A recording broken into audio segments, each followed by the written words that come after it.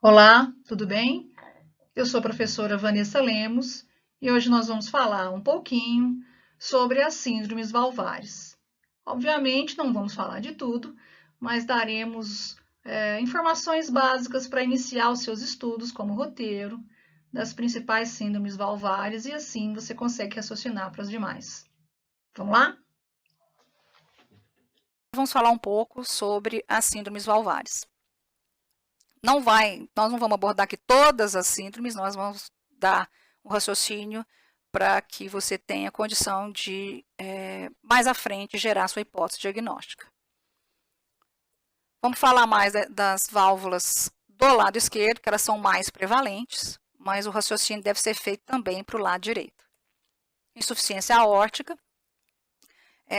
Que ocorre na insuficiência aórtica? Uma incapacidade de fechamento da válvula aórtica com refluxo de sangue da aorta em direção ao ventrículo esquerdo durante a diástole. Exatamente porque a válvula está insuficiente. Então, há refluxo de sangue da aorta para o ventrículo esquerdo. Quais são as causas? Causa reumática, a colagenose mais importante é o lúpus eritematoso sistêmico, a endocardite infecciosa, doença primária da válvula e casos congênitos é muito raro, é mais comum na estenose da válvula aórtica e diferentemente da insuficiência, que não tem quase nenhuma causa congênita. É raro.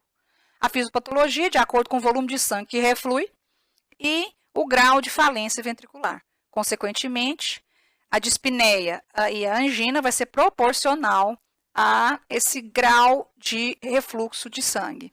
A dispneia vem por aumento da pressão capilar pulmonar, e a angina vem porque, com o refluxo de sangue da aorta em direção ao ventrículo, a gente sabe bem que os seios das artérias coronárias vão ser menos viáveis para o enchimento da coronária, e aí o paciente pode sentir dor no peito.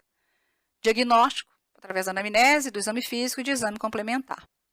Então, o paciente pode desenvolver um ictus cordis deslocado e o sopro diastólico é um sinal muito importante. Ele é em decréscimo, parece que está aspirando um fluxo de sangue e geralmente ele é mais audível no foco aórtico.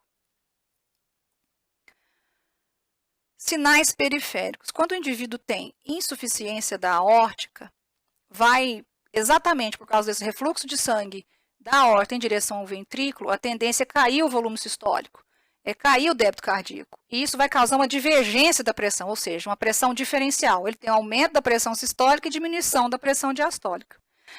O pulso vai ser cheio, aumento de amplitude e baixa duração. Por causa dessa alteração da insuficiência da aórtica, o paciente pode desenvolver pulsação das carótidas, que é a dança das carótidas. Pode haver o sinal de Minervini, que é a pulsação da base da língua, e o sinal de Mussé, que é um balanço da cabeça. Para ocorrer esses três sinais, a insuficiência da aórtica tem que estar bem grave. Em casos mais leves, você não vai perceber essas alterações. O exame importante é a radiografia para ver aumento de área cardíaca, para ver como é que está a situação da aorta, e o ecocardiograma define a anatomia e a etiopatogenia da lesão. Vai mostrar a função do ventrículo, o tamanho e quantificar o grau de repercussão hemodinâmica. E a estenose? A estenose ocorre porque há uma diminuição do orifício valvar. Quanto menor a diminuição do orifício valvar, maior a sintomatologia. Então, o estreitamento do orifício valvar aórtico, gerando dificuldade de saída de sangue do ventrículo esquerdo em direção à aorta. Consequentemente, vai haver hipertrofia concêntrica do ventrículo esquerdo e isso pode gerar a miocardiopatia hipertrófica. A causa é congênita, que o caso congênito é importante, causa degenerativa e causa reumática. Então, a fisiopatologia vai depender do grau de hipertrofia ventricular esquerda concêntrica gerada pela estenose. E, com isso, a isquemia pode ser provocada, porque quando você faz um aumento da pós-carga do ventrículo esquerdo, causado pela estenose aórtica, vai haver compressão das coronárias e haver dificuldade de enchimento, o paciente vai ter isquemia, vai ter dor torácica. E o débito cardíaco geralmente é fixo, quanto pior o grau de estenose. E pode gerar insuficiência cardíaca. Então, o quadro clínico, clássico, dispneia, angina. É uma angina que você pode dar vasodilatador coronariano que não responde, porque o problema não é originalmente nas artérias coronárias, e síncope, porque o grau de aumento de pós-carga é muito grande por causa da estenose, consequentemente cai o volume sistólico e o paciente tem síncope. E também arritmia, que é comum no paciente com estenose da válvula aórtica. Então, hipertrofia ventricular concêntrica, vai haver aumento da contratilidade miocárdica, aumento da pós-carga, consequentemente hipertrofia concêntrica, se gerar a doença, pode ocorrer uma miocardiopatia hipertrófica, isquemia miocárdica, por aumento do consumo de oxigênio pelo miocárdio e diminuição da oferta, débito cardíaco é fixo, vai diminuir a perfusão cerebral, e insuficiência cardíaca por causa de fibrose, e com isso o paciente com essa redução da complacência ventricular por causa da doença instalada, o paciente aumenta a pressão de átrio esquerdo e congestão veno-capilar. O exame físico, é importante falar aqui na fisiopatologia que a doença valvular pode gerar insuficiência cardíaca. Então, o paciente pode ter tanto uma insuficiência cardíaca quanto uma doença valvular. E pode ter uma doença valvular que causou insuficiência cardíaca. O exame físico, então, o ictus é mais propulsivo e sustentado, porque é uma sobrecarga de pressão. Vai aparecer B4, por quê? Porque quando for haver o enchimento ativo do átrio em direção ao ventrículo e há uma hipertrofia concêntrica causada pela estenose, essa contração vai ter que ser mais vigorosa e pode surgir B4. Então, o paciente vai ter um sopro mesosistólico em diamante e a gravidade da lesão pode estar relacionada com a duração do sopro. Esse sopro e com a duração e com a intensidade do sopro. A ausculta cardíaca, então, nós já falamos dela lá no exame físico, eu deixei aqui para reforçar, e as manobras que podem facilitar a diferenciação entre esses sopros. Então, a manifestação clínica vai depender do grau de hipertrofia ventricular esquerda e do grau de insuficiência coronariana não causada por placa de ateroma ou formação de trombo, e sim por causa do aumento da pós-carga do ventrículo esquerdo. E pode também causar síncope. E a insuficiência da mitral? A insuficiência da mitral é o fechamento incompleto da válvula mitral. Então, durante a sístole, vai haver refluxo de sangue do ventrículo esquerdo para o átrio esquerdo. É geralmente causada por doença reumática, prolapso da válvula mitral e doença isquêmica. O infarto da parede anterior do ventrículo esquerdo pode causar déficit de nutrição do músculo papilar anterior, consequentemente, dificuldade de fechamento da válvula, e aí a regurgitação de sangue do ventrículo esquerdo em direção ao átrio esquerdo durante a sístole. Pode ocorrer, sim. Doença valvular mitral causada por infarto. Os sintomas vai depender da instalação da doença.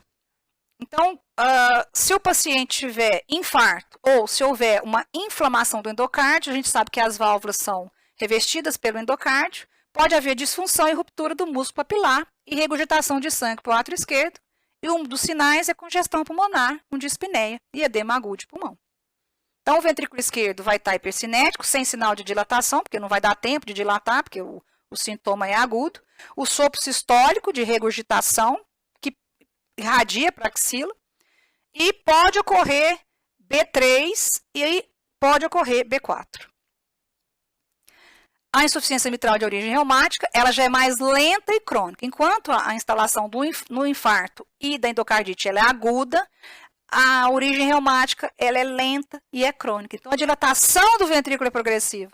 Então, não vai dar tempo de ocorrer aumento da pressão atrial agudamente. Isso vai ocorrer cronicamente. Então, o sinal de congestão pulmonar vai ser tardio, enquanto que uma insuficiência mitral aguda vai ocorrer aumento da pressão do átrio esquerdo e sinal de congestão pulmonar aguda. Aqui, quando a doença é crônica, os sinais de congestão pulmonar são tardios. O ictus tem dilatação do ventrículo esquerdo, a ausculta aparece B3, porque o sintoma, a progressão da doença é mais crônica, e o sopro é um sopro sistólico de regurgitação. A estenose da mitral ocorre o estreitamento do orifício da válvula, o espessamento e fibrose das cúspides, pode até haver fusão das duas comissuras. A maioria das vezes ela é uma doença reumática, pode ocorrer por colagenose, a mais comum em artrite reumatoide e lúpus, então o paciente da reumatologia pode ter problema cardíaco. Ela pode ser leve, moderada ou grave, vai depender do diâmetro e do orifício valvar, e com isso, a piora dos sintomas. Então, imagina, se tem estreitamento da válvula mitral, vai haver dificuldade de passagem de sangue do átrio esquerdo para o ventrículo esquerdo, consequentemente, essa pressão do átrio esquerdo aumenta a congestão dessas veias pulmonares e dos capilares pulmonares. Então, vai ter sintoma pulmonar, que é a congestão pulmonar, e vai haver, com a congestão pulmonar, aumento das pressões da circulação pulmonar, gerando hipertensão pulmonar. É um paciente que pode ter disfunção ventricular direita causada por um distúrbio pulmonar. Então, é importante avaliar essa questão do ventrículo direito. Então, se tem hipertensão pulmonar, a pós-carga do ventrículo direito aumenta, fica mais difícil do sangue sair do ventrículo direito em direção ao pulmão, consequentemente gera hipertrofia desse ventrículo direito. A estenose mitral grave provoca grande comprometimento das pressões pulmonares e é um paciente que tem hipertensão pulmonar grave. Então, ele pode ter cianose, ele pode ter abaulamento paraesternal por causa do aumento do ventrículo direito. O ictus cordis fica difícil de ser palpável, porque com o aumento da câmara direita vai haver retração da esquerda. E a ausculta, você pode ver um sopro diastólico em área mitral e que facilita muito quando você coloca em decúbito lateral esquerdo. Bom, eu dei alguns exemplos de valvulopatias, a gente reforçou as do lado esquerdo, que são as mais prevalentes no nosso meio, mas vocês não podem deixar de estudar as do lado direito, que são mais comuns em crianças, por causa das doenças congênitas e por causa das alterações agudas, por exemplo, na tricúspide, causada por um infarto de ventrículo direito. Aqui de algumas valvulopatias, é importante vocês estudarem a da tricúspide e da pulmonar, utilizando o mesmo raciocínio clínico que nós fizemos para a mitral e para a aórtica.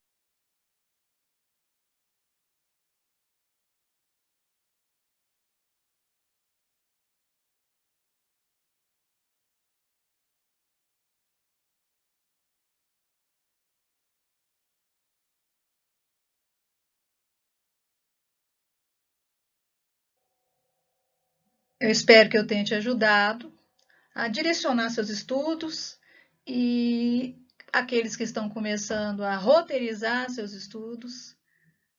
Deixo um abraço, muito obrigada e boa sorte.